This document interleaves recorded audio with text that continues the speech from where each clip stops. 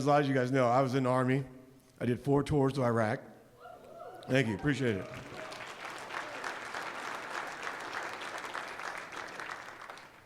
Did 4 tours. I loved my job. Out of 14 years in the Army, 4 tours to Iraq, I loved it. But I gotta tell you, that last tour was a real blast.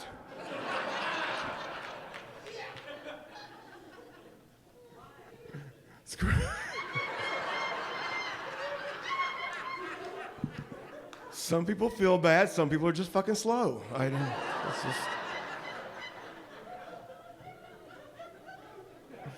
But I learned something very, very important that day that I want to share with you guys, right?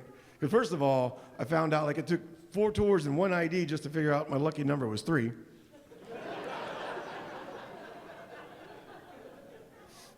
And I also learned that day, I want to share this with you because I don't want you guys to make the same mistake I made.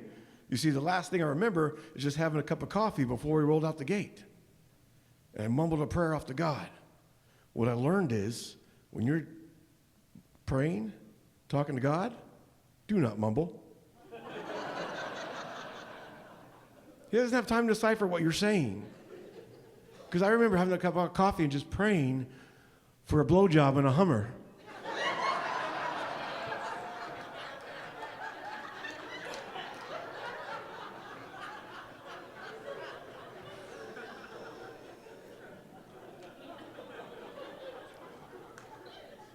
Speak clearly.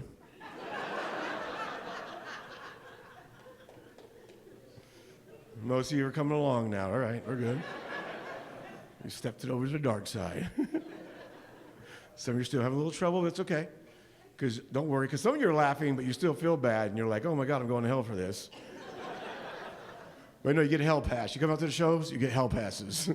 So you're good to go. This is what God wanted me to do. And he told me. I talked to God in my coma. See, I was in a medically induced coma. I had to pause there because I used to say it wrong all the time. I used to say I was in a medically seduced coma.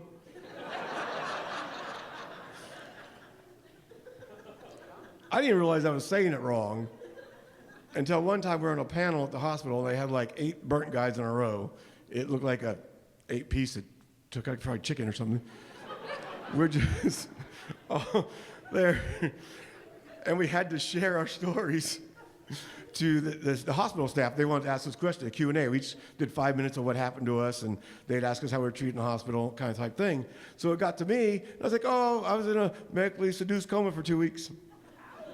Nobody said shit. But then after me was my BBFF, my best burnt friend forever. He's a Navy guy, and so he just looked at me right away. He's like, what hospital were you in? Medically seduced coma? And when he said it out loud back to me, that's when it clicked. Okay, I was seduced. Okay, I get it. I said it wrong. I said, don't worry about it, sailor. You wouldn't have liked it. I had a female nurse.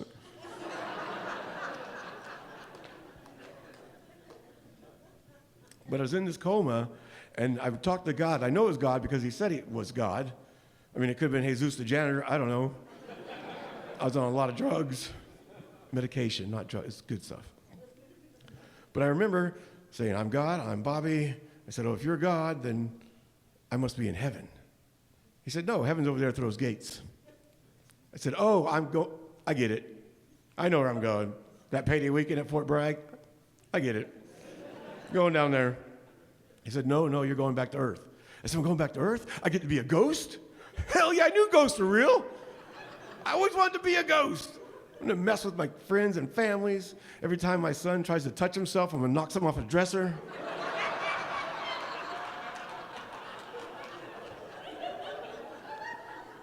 So you'll go blind.